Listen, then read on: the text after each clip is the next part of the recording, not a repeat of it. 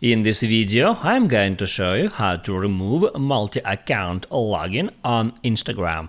That is quite simple and easy to do, so let's begin. And first, open up Instagram app and then right here head at your profile picture. If you logged into multiple accounts, you can hit right here at your username to see all the accounts that you are logged in now. So I'm logged in two different accounts as for now, and let me show you how to log out from any of that accounts. So first hit right here at menu icon and select settings. Then scroll down for a bit and hit at log out. And here you have to select what exact accounts you wish to be logged out. So just check mark those accounts, and after that right here just hit at log account.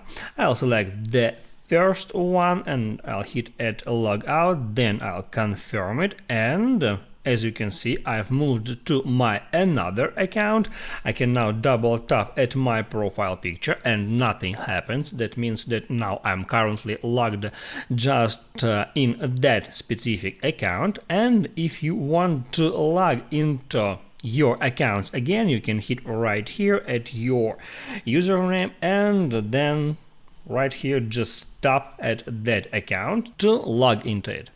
I hope it helps you guys, so don't forget to like and subscribe.